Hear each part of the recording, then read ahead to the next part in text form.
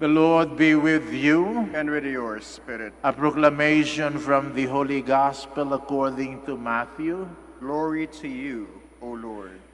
Jesus went around to all the towns and villages, teaching in their synagogues, proclaiming the gospel of the kingdom, and curing every disease and illness. At the sight of the crowds, his heart was moved with pity for them, because they were troubled and abandoned like sheep without a shepherd. Then he said to his disciples, "The harvest is abundant, but the laborers are few. So ask the master of the harvest to send out laborers for this harvest." Then he summoned his 12 disciples and gave them authority over unclean spirits to drive them out and to cure every disease and every illness. Jesus sent out these 12 after instructing them thus, "Go to the lost sheep of the house of Israel. As you go, make this proclamation: the kingdom of heaven is at hand. Cure the sick, raise the dead, cleanse lepers, drive out demons. Without cost you have received, without cost you are to give." The Gospel of the Lord. Praise to you, Lord Jesus Christ. Please be seated.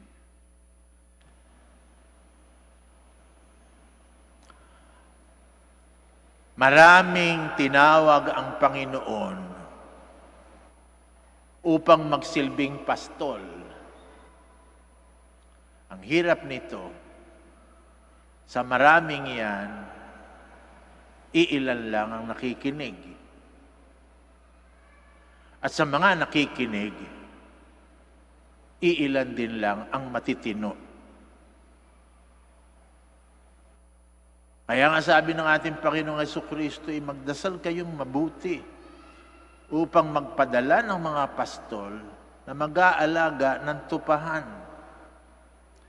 Yung panawagan ng Panginoon upang tayo magsilbi sa pastulan, ang tawag dyan ay bukasyon.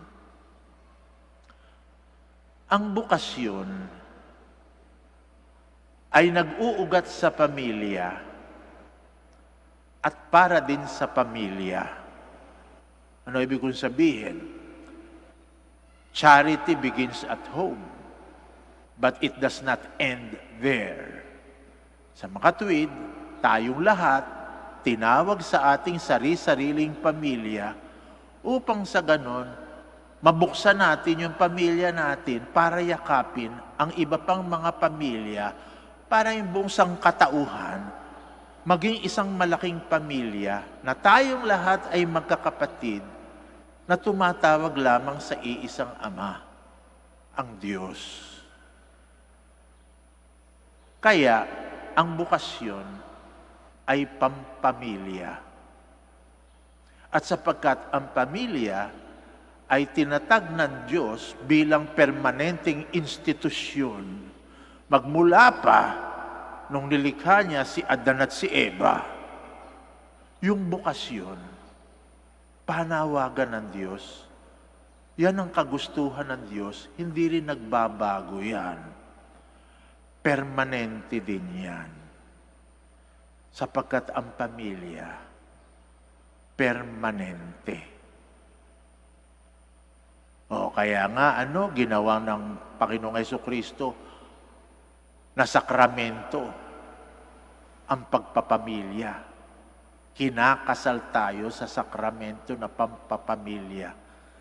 Na doon nangangako ang mag-asawa na magsasama sa hirap at sa ginhawa, sa kayamanan at karukhaan, sa kalusugan, at sa karamdaman, hanggang sa kamatayan. Permanente yun. Sapagkat yun ay bukasyon. Yun ang panawagan ng Diyos, pagpapahayag ng kanyang kalooban. At ang kalooban ng Diyos hindi pa bago-bago. Tinatag din niya ang sakramento ng pagpapari, sapagkat para din sa pamilya yon. Kaya ako nagpapare para nang sa ganon, tulungan ang mga pamilyang magdugtong-dugtong. Hindi lamang sa dugo, kundi sa espiritu. Para nang sa ganon, lahat tayo, sa pamamagitan ng Panginoon, maaaring magtawagang magkakapatid. Brother, sisters, tingnan nyo sa simbahan, isa lang ang tawagan natin, kapatid. At itong paring ito, tinatawag yung Father. Isa lang pamilya. Ginawa din niyang sakramento yon. At yung bukasyon ko, permanente. Hindi pa bago-bago. Kapag ka ito'y pinasok mo, italaga mo na ang sarili mo na mananatili ka dyan hanggang kamatayan. Walang retirement sa bukasyon.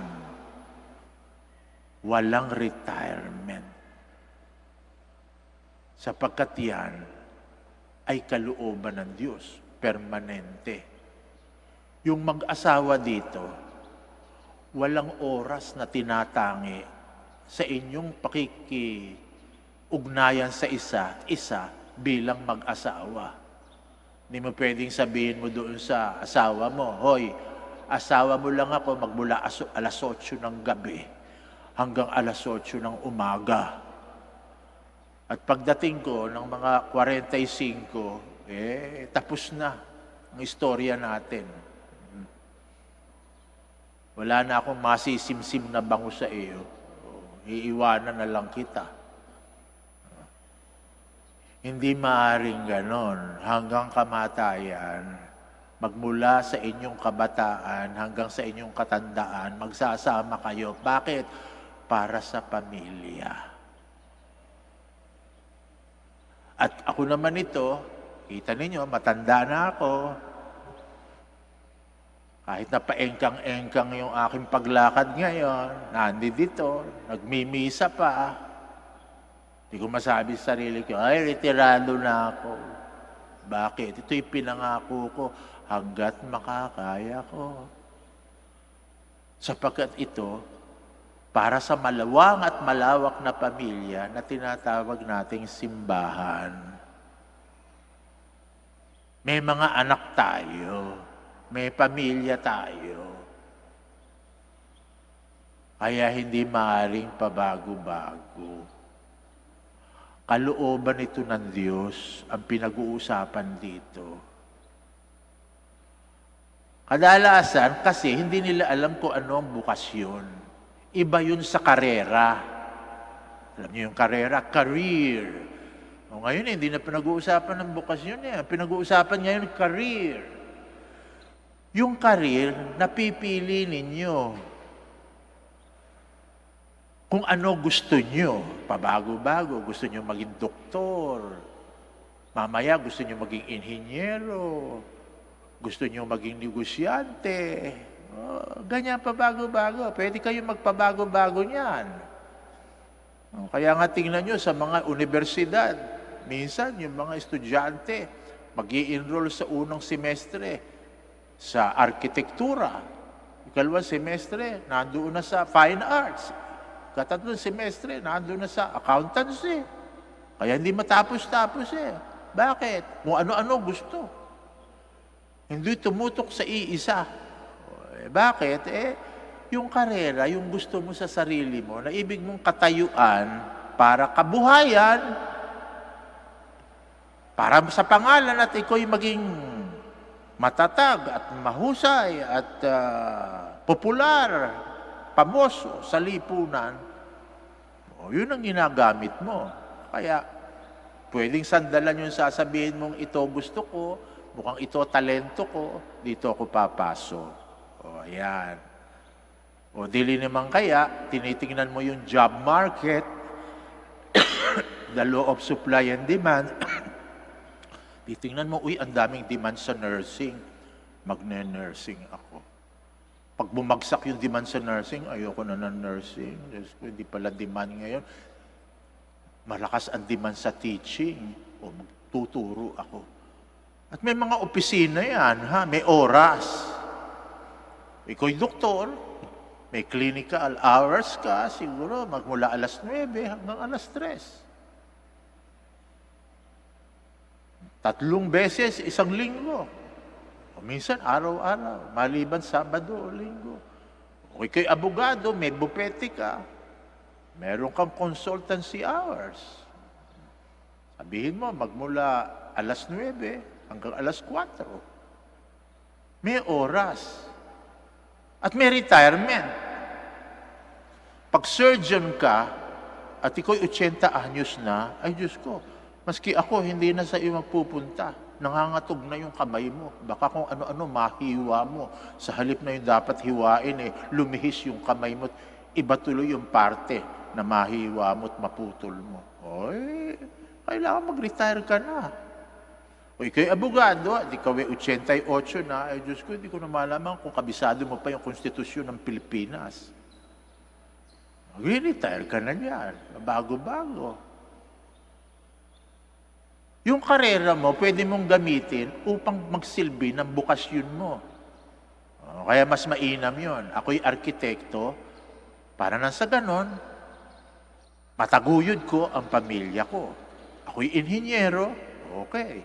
Ginagamit ko to para maitaguyod ang pamilya ko. Pero hindi mo pwedeng salungatin yung bukasyon mo sa pamamagitan ng karera mo. Yung karera mo lang. Sapagkat, kaawa-awa ka. Hindi ka magtatagumpay sa buhay na ito. Ang importante sa lahat ay gawin mo ang kalooban ng Diyos. Hindi yung kalooban mo. Kaya nga tingnan nyo, pag nagdadasal tayo, sundin ang loob mo dito sa lupa para nang sa langit. Aanin mo kung ikaw ay doktor. Doktor kang naturingan. Ang dami mong pinagagaling. Pero ikaw ang sugat sa damdamin ng asawa at mga anak mo.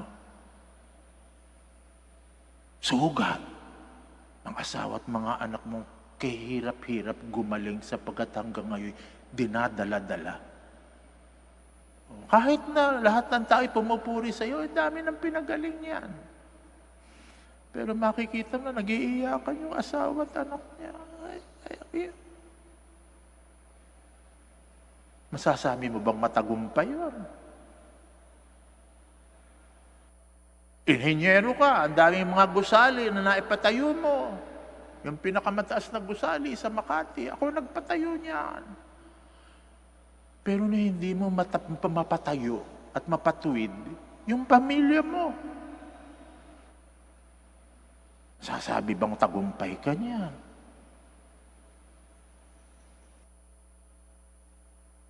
Ako, nung kabataan ko, profesor ako. Ngayon, hindi na. Kahit na may mga awards ka bilang profesor, yung ba itatanong sa akin ng Panginoon? Mahusay ka bang magdiskurso? Yung ba unang tatanong sa akin pag nakatagpo ko? Ang unang tatanungin ng Diyos sa akin, mabait ka bang pare? Sapagkat yun ang bukasyon ko.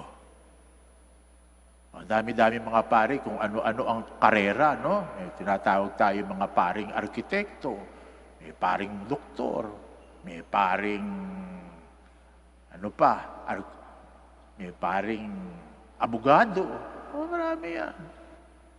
Pero kapag ka ang pare, hinarap ang Diyos, ang tatanungin ng Diyos, mahusay ka bang abogado? Tatanungin mo na sa Diyos, mabait ka bang pare?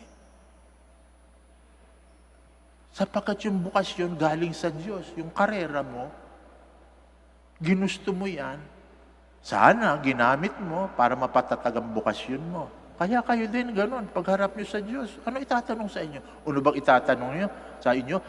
Are you the most outstanding architect in Pangasinan? Yung ba sasabihin sa inyo?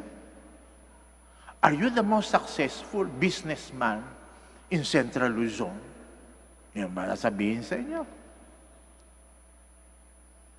Ay tatanong sa inyo yung bukasyon nyo. Naging mabuti ka bang ina?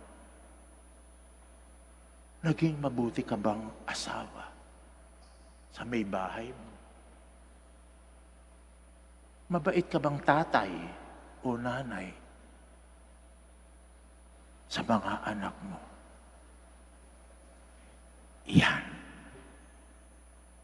ang unang itatanong sa atin. Bukasyon, bukasyon, bukasyon. Yan ang higit na importante sa lahat.